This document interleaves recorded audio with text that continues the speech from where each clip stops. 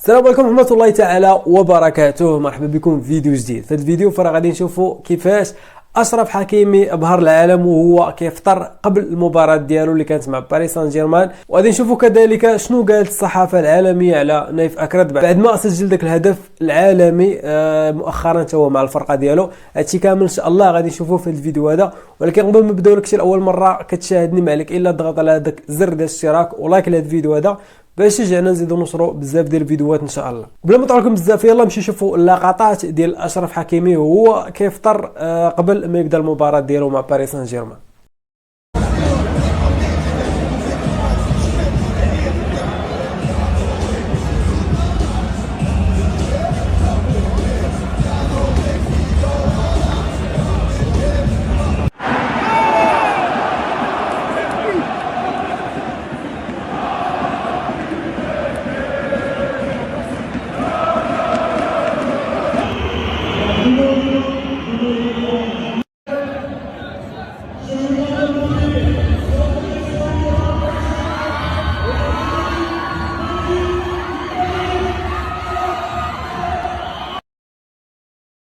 ودابا يلا ندوزو ونشوفوا شنو قالت الصحافه العالميه على نايف اكرد اللاعب المغربي المتالق بامتياز. نمشيو نشوفوا شنو قالوا ونتلاقاو في الاخر ديال الفيديو. نرى الانظار، التحيه، العناق كله يذهب لنايف اكرد الذي اعطى ويست هام 3 نقاط في غايه الاهميه، واحد من اهم الاهداف على الاطلاق لاكرد منذ ان جاء لصفوف مانشستر لصفوف ويست هام يونايتد، لانه اخرج ويست هام من منطقه الهبوط. من حق مويس ان يفرح بعد ان رحل الكثير من المدربين، اخرهم كان اليوم براندن روجرز بعد خسارته وبقائه في منطقه الهبوط. هذا لا يحدث لمويس الذي حقق انتصار وخرج بويست هام من منطقه الهبوط. دعونا نعيش معكم فرحه احتفالات وفقاعات فريق ويست هام بهذا الفوز.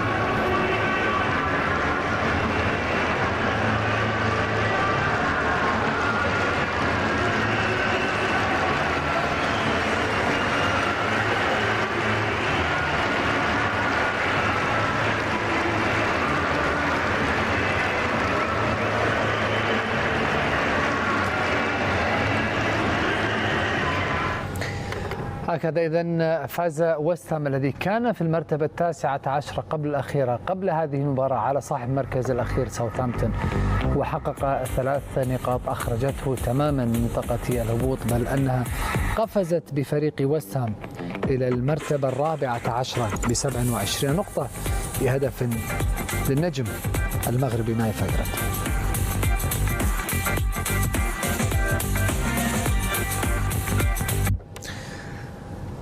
اهلا بكم مره اخرى مشاهدينا الاعزاء، تقبل صيامكم يا شباب. تقبل صيامك. ليش قطع عليك بسرعه؟ ما ادري والله، فاجئوني يعني. والله اقعد سعد توني اخلص تمره يعني. لا يبيك الريال، ما اعطوني فرصه. يبيك اي والله حد انت يبونه. في خلافات سابقه شيء؟ لا ما في الا كل خير ان شاء الله. ذكركم مشاهدينا الاعزاء بما حدث في ملعب لندن، حيث فاز ويست هام بهدف دون مقابل على ساوثهامبتون. نذكركم الهدف الوحيد في هذه المباراه من كره ثابته من راسيه رائعه كانت لنايف اكرد. ذكرنا الترتيب كيف انتقل ويست هام سريعا بهذا الهدف دكتور طارق الى منطقه بعيدا عن منطقه الهبوط محرزا النقاط الثلاث. فوز مهم جدا، فوز مهم ومهم.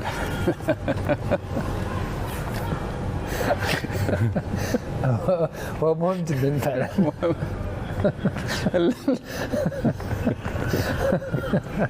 تفضل دكتور. هاي تفضل. طيب بعطيك فرصه تفكر، راح انتقل لياسر. ياسر تفضل.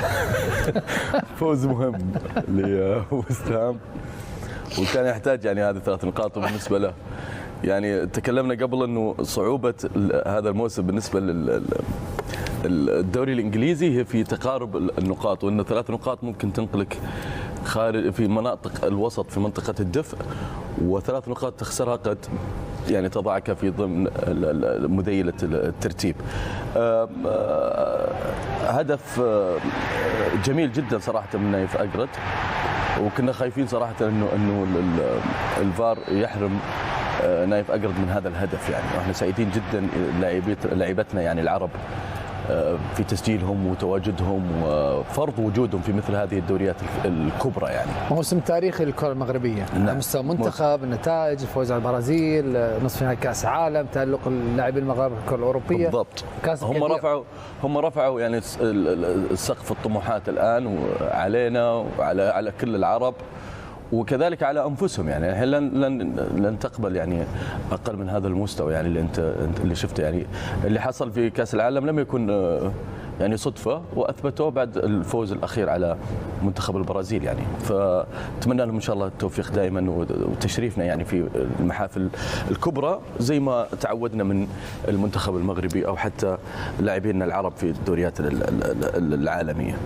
وهادشي اللي كاين في الفيديو هذا. كان معكم مستر رياكت. الا كنتي لاول مره كتشاهدني ما تنساش خلينا واحد الاشتراك في القناه ولايك الفيديو، ونتلاقاو ان شاء الله في فيديوهات اللي مازال جايين.